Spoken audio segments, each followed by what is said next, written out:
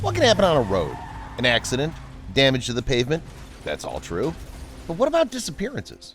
There are several roads in the world where scary things happen on a regular basis, and it's worth learning more about them. This is Infinity, and in this episode, I'll show you the scariest roads where people disappear without a trace. Road to Nowhere. The road that became known as the Road to Nowhere was once an ordinary road.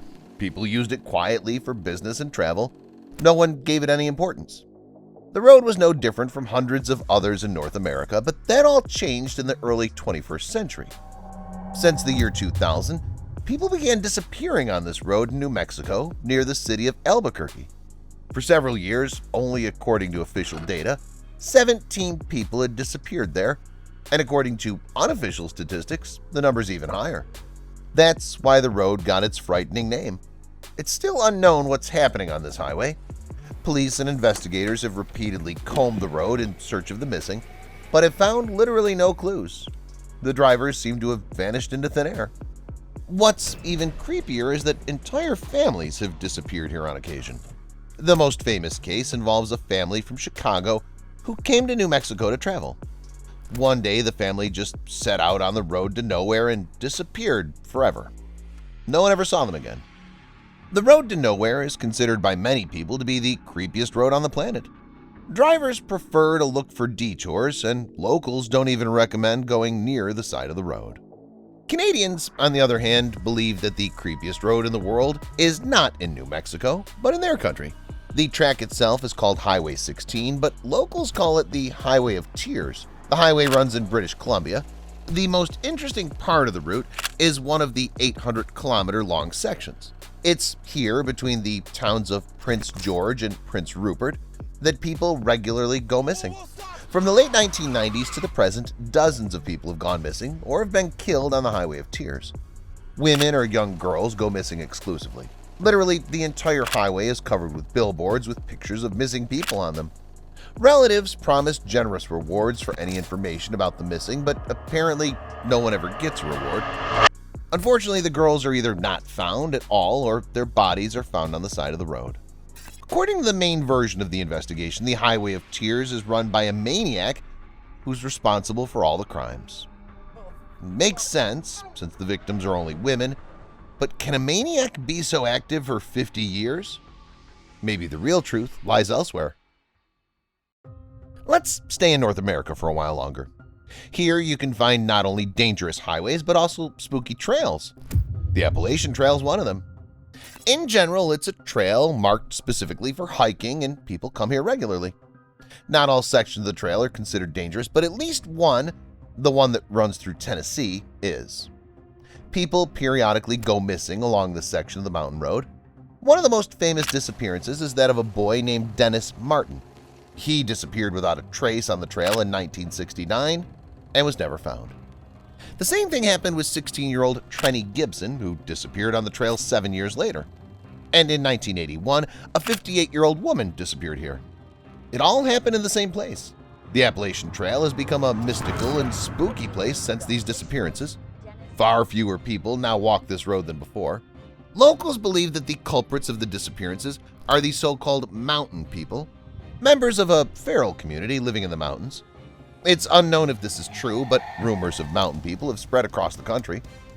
In 2020, the movie Wrong Turn: The Foundation was released, set in Appalachian Trail area and connected to the mountain natives. Too bad that the Appalachian Trail, the Highway of Tears, and the Road to Nowhere aren't dotted with cameras. I'm sure there could have been far fewer disappearances in that case. But that doesn't mean there wouldn't have been any at all, because a person or car can disappear while being caught on camera, as in this case. A CCTV camera captures the bridge over the river. Cars drive across it and nothing unusual happens. But after a few dozen seconds of shooting, something paranormal happens. One of the cars disappears, as if flashing. However, it didn't disappear without a trace. A second later, it reappeared, appearing slightly further away, and continued on its way as if nothing had happened. The theorists are confident that what we saw was proof of time travel. The machine, in their opinion, seemed to cut through space and time and ended up in a different place. However, the skeptics are adamant. It's a fake, they say. Then what do the skeptics have to say about it? A man is walking along the side of the road. At first, the man walks quietly enough, but suddenly he starts running and soon mystically disappears. Theorists believe that we may have seen the initial stage of teleportation in this video. According to them, the man in this video could have teleported right off the street, thinking that no one was watching him. According to another version, we just watched a time traveler who moved through space and time. And the skeptics are relentless. They're convinced that this is editing and fake. We could argue about this video and the bridge video for a long time, but that's not the point. Instead, I suggest you to take a look at other mystical disappearances that have been caught on camera. Only this time we're talking about completely genuine and real disappearances that still scare people and stump the best investigators in the world. Stephen Kocher. In 2009, 30-year-old Stephen Kocher left his job as a journalist and moved to Salt Lake City. After spending several months looking for a new job, Stephen suddenly disappeared on December 12th of that year.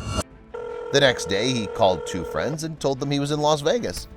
No one understood why Stephen had gone there, but those close to Kocher believed that he'd gone to look for a job. After December 12th, no one saw or heard from Stephen. The last time Stephen checked his voicemail on his phone was December 13th. That same day, the man's last known movements were established via his bank card. A little later that day, his car was found abandoned 28 kilometers outside of Vegas. Soon after, detectives investigating his disappearance were able to obtain surveillance footage from the camera of a house near where the car had been abandoned. The footage was taken on December 13, 2009, and shows Stephen parking his car in the street that day and walking away. This was the last footage of him. To this day, no one knows where Stephen's gone. One theory is that the man faked his disappearance. Dale Kerstetter. In Pennsylvania, video cameras were commonplace equipment even in 1987. It was thanks to this equipment that some of the details of Dale Kerstetter's mystical disappearance, which occurred that very year, came to light. Dale was working as a security guard at a glass factory. One evening, Dale took his shift as usual, but the guard who came in the morning immediately smelled a rat. There was an untouched lunchbox on the janitor's desk, an empty service pistol holster, and a pack of cigarettes lay beside it. Dale himself was not there. Search dogs led the detectives to the second floor. There, it was immediately discovered that the platinum pipes were missing from the tank. They were valued at $250,000. The first thing that came to the cops' mind was that Dale had stolen the pipes and fled. It all seemed to make sense, but then they stumbled across the video footage. It captured a masked intruder entering the plant and forcing Kerstetter to walk in front of him. In one of the cameras, Dale looked straight ahead but silent. It remained unclear whether the guard had been taken hostage or whether he was in cahoots with the perpetrator. At any rate, Dale was never seen, alive or dead, again. Lars Mittank. Disappearances away from Las Vegas and from a glass factory are interesting enough incidents. But what about a man disappearing in broad daylight right out of an airport? This particular incident shook the world in 2014. It happened to a German man named Lars Mittank. In the summer, Lars had gone to Bulgaria for a vacation with friends. On July 8th, it was time to fly back to Germany, but Lars never made it home. Mittank disappeared without a trace. The Bulgarian airport is, as it should be, strewn with all kinds of cameras, and many of them have filmed the German's disappearance. The cameras showed Mittank leaving his belongings, running fast out of the airport building, and disappearing into a forest. It would seem that the escape route can be traced, so the police should have been able to find Lars with ease, but no. Despite the fact that the forest where the guy ran into is not large and not particularly dense, Lars was never found. The young guy disappeared literally in front of everyone. What had become of him? Why was he fleeing the airport in such a hurry? Was it a kidnapping or insanity? The investigation has no answers to these questions. That's all, guys. What do you think happens to people who go missing? Share your thoughts in the comments. Thanks for watching.